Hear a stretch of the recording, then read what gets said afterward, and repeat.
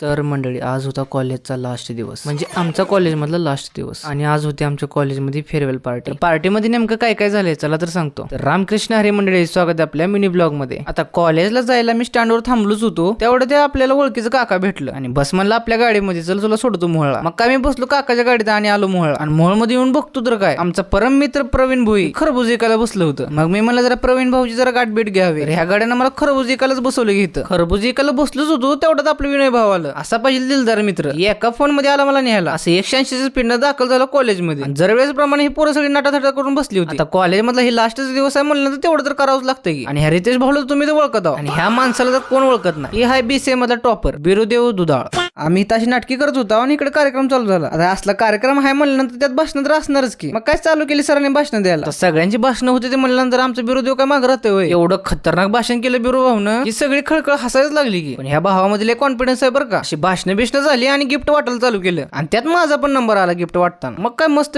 पुढे गेलो, काढून घेतला एक फोटो, खिचिक करणं, सगळ्याला गिफ्ट दिलं. पण आपला योगेश भाऊ राहिला होता. मग योगेश भाऊने मॅडमला म्हणलं की मी राहिलो गिफ्ट घ्यायचं. काय असं हुबला का आणि तोंड घेऊन आला की इकडे गिफ्ट घ्यायला. असला कार्यक्रम संपला आणि इकडे ही धिंगाणा चालू झाला. एकमेकाचं फुगं फोडायचं. तुम्हाला तर माहिती आहे पोरं काय मागं राहत नाही ते असल्यामुळे. मग काय पोरांना पण ह्याचा आनंद घेतला. कुठला कार्यक्रम आहे आणि त्यात संगीत खुर्ची नाही असं कधी झालंय का? काय सगळ्याच्या आवडीची संगीत खुर्ची चालू झाली. इकडे संगीत खुर्ची चालू होती, इकडे आमचं भोसले सर एकदम स्टाईल मध्ये बसलो होतो कार्यक्रम बघ. आता खंत फक्त एकाच गोष्टी वाटते की आता एवढं भारी सर आम्हाला पुन्हा भेटणार नाही. इकडे संगीत खुर्ची चालू होती, इकडे योगेश भाऊ बघा चालू संगीत खुर्चीमध्ये एकदम जाऊन बसलाय खुर्चीवर. असलं हुबलक चाळ करण्यातच एक नंबर आहे पोरग. खेळ चालू असताना ही एकदमच काहीतरी दिलं प्यायला, आणि इकडे ही खाय प्यायची तयारी चालू होती करायला. आणि ही गाबडी सगळी खाय प्यायलाच वाट बघत होती बरं का. आता ही लास्टचा दिवस आहे म्हणून सगळेजण फोटो काढायला तयार झाली, आणि इथं सुद्धा धिंगाणा करायला चालू केलं ह्यांनी. असा मस्तपैकी ग्रुप मध्ये सगळ्यांचा फोटो काढून घेतला, आणि लगेच इकडे थोड्या वेळात पावभाजीचा वाटायचा कार्यक्रम चालू झाला. मग काय असं मस्तपैकी ताट घेतलं आणि सगळ्यांबरोबर खायला बसला. कशी लग्नाला आले खायला बसली ते बघा की. त्यात ही आमचं योगेश भाऊ. पण आज बिरो भाऊन आपल्या संगत गद्दारी केली बरं का. आमच्या सोबत बसायला सोडून इकडे वेगळ्याच ठिकाणी येऊन बसलं की. असंच असतं हो सगळीकडे. सगळा कार्यक्रम संपला आणि बाहेर यांचा धिंगाणा चालू झाला. आज सगळं कॉलेज एकदम मोकळं दिसायला. आणि आज आमच्या ह्या कॉलेज मधला ही लास्ट दिवस. 3 वर्ष कशी गेली काय कळलं सुद्धा नाही बघा. कॉलेज मधल्या सगळ्या आठवणी घेऊन निघालो घरी जायला. आणि जाता जाता म्हणलं आपलं प्रवीण भाऊ कोणी 1-2 खरबूज घेऊन जावे. खरबूज घेऊन आम्ही गेलो मस्तानी खायला. मस्तानीचा स्पॉन्सर होता आमचा योगेश भाऊ, त्याच्यामुळे अजूनच गोड लागली मस्तानी. तर मंडळी ही ब्लॉग इथं संपला. भेटूया मग पुढच्या ब्लॉग मध्ये. तोपर्यंत रामकृष्ण हरी.